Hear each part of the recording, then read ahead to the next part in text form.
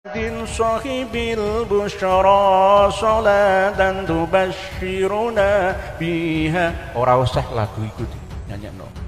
Bukan sholawatnya, asal usul adanya lahirnya sholat busyra itu yang tidak sesuai dengan syariat yang ada.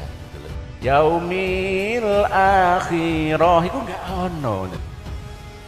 Kalau kamu tidak percaya, aku siap tunjukkan redaksi salah satu kitab yang memakai kalimat yaumul akhirah.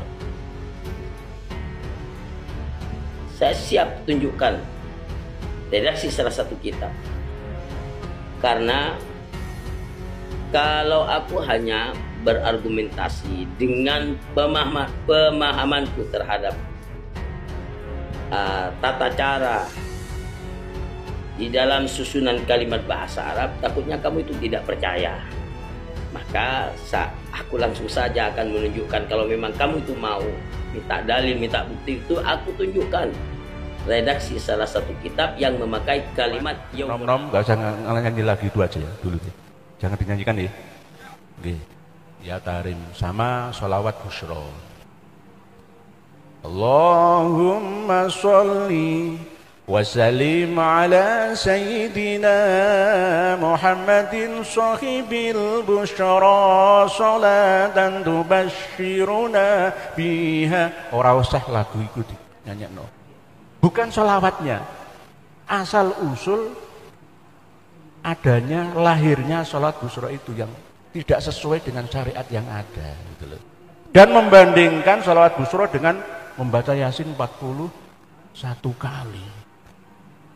Itu berdasarkan mimpi dan juga redaksinya ada yang tidak pas menurut tata bahasa dan balaghah yang kita pelajari selama ini. Yaumil akhirah itu enggak ono. Coba dalan deloke. Nek man kana yu'minu billahi wal yaumil akhiri falyaqul khairan aw liyasmut. Man kana yu'minu billahi wal yaumil akhiri fal yukrim dhaifah. Man kana yu'minu billahi wal yaumil akhiri fal yukrim jarah. Wal yaumil akhiri. Nek yaumil akhirati ora ono. Nek yaumil ya kiamah. Ngoten. Nah ini tanasub ya. Nah, ilmu seperti sholawat badar itu arut namanya yang mempelajari. Jadi nggak usah, bukan sholawatnya. Kenapa ini saya larang? Karena mereka juga melarang sholawat badar. Gara-gara sholawat badar itu karya anak negeri kita lulusan Lirboyo, Kediri, asli dari Banyuwangi. Mengharamkan sholawat badar gitu loh. Dan bahkan mengharamkan anak-anak kita masuk ke dakwah perjuangan Banser. Jadi jenengan itu haram. Jadi yaumil akhirah itu enggak ono. Coba kata siapa kalimat seperti itu tidak ada Nurihya yaumul akhirah. Dan kata siapa itu kurang pas. Itu kan kata kamu yang tidak ada kalimat seperti itu, dan itu juga kata kamu yang kalimat seperti itu dianggap tidak pas. Kalau kata aku itu ada dan itu pas, tidak ada yang salah dengan kalimat itu. Kalau kamu tidak percaya, aku siap tunjukkan redaksi salah satu kitab yang memakai kalimat yaumul akhirah. Saya siap tunjukkan redaksi salah satu kitab. Karena kalau aku hanya berargumentasi dengan pemahamanku terhadap tata cara di dalam susunan kalimat bahasa Arab, takutnya kamu itu tidak percaya. Maka aku langsung saja akan menunjukkan. Kalau memang kamu itu mau minta dalil, minta bukti, itu aku tunjukkan redaksi salah satu kitab yang memakai kalimat yaumul akhirah. Itu kalimat yaumul akhirah tidak ada bedanya dengan yaumul kiamah. Sama itu Nurihya. Kamu saja yang menyalahkan kalimat yaumul akhirah dan kamu berdalil dengan redaksi beberapa hadis di mana di hadis tersebut menyebutnya al-yaumul akhir. Kamu tidak paham. Jadi sudahlah, kalau memang kamu itu tidak mau mengamalkan sholawat busyra, sudah, tidak apa-apa. Tidak apa-apa. Dan menurut dugaanku, sebenarnya kamu itu mengomentari sholawat busyra, titik permasalahannya bukan karena redaksinya itu, tetapi karena sholawat busyra itu kebetulan munculnya dari Ba'alawi.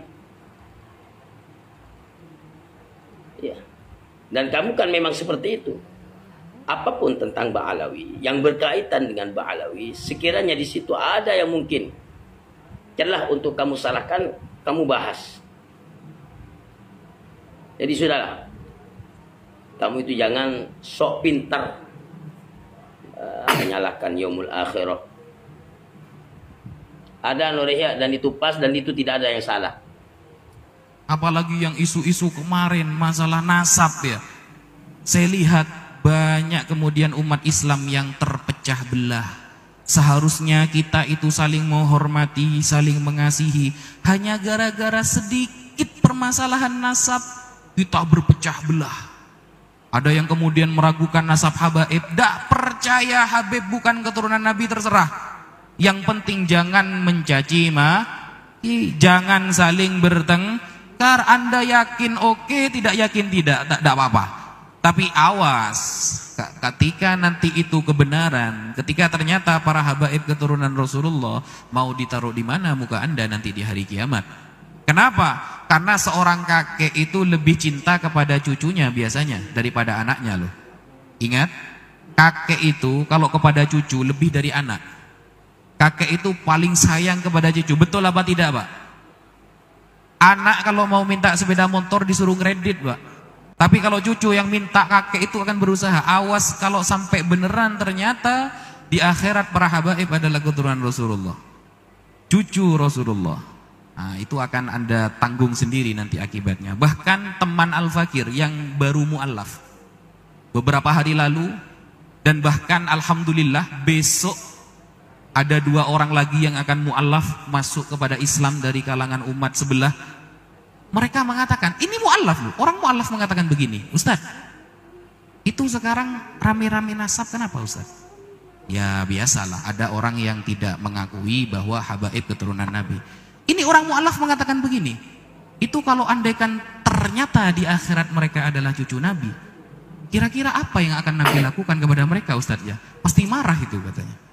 Masa cucunya dihina-hina kayak gitu? Saya aja kalau melihat cucu saya dihina, saya gak terima. Mu'allaf punya pikiran seperti itu. Lah kita yang beriman bertahun-tahun kadang gak punya pikiran seperti itu, Pak. Nah, sehingga kita datang ke sini tujuannya tidak lain mencari ridho dari Allah dan Nabi Muhammad. Khairukum li ahli min ba'di, kata Nabi. Disebutkan di dalam kitab Al-Majmu'uz Zawaid. Hadisnya hadis hasan, bahwa kata Rasulullah, paling baiknya kalian yang paling baik kepada keluargaku setelah aku mati. Sehingga di dalam sebuah kisah ketika Imam Malik dipukul sampai beliau pingsan oleh Ja'far bin Sulaiman. Ja'far bin Sulaiman cucu Nabi dipukul Imam Malik sampai pingsan.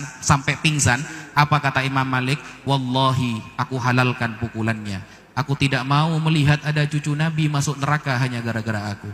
Imam Malik, Pak, pendiri mazhab Maliki.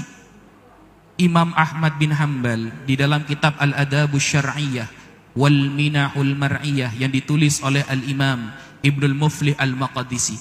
Imam Ahmad terkenal hafal 1 juta hadis. Beliau itu terkenal hafal 1 juta hadis. Salatnya beliau 1 hari 1 malam itu 300 rakaat. Gara-gara beliau masuk penjara, di penjara beliau dipukul, akhirnya sholatnya berkurang menjadi 150 rakaat dalam sehari semalam. Beliau kalau ketemu sayyid yang kecil mundur, Pak, takut. Imam Ahmad ini jangan ditanyakan dalil kalau Imam Ahmad, Pak. Imam Syafi'i, apa kata beliau?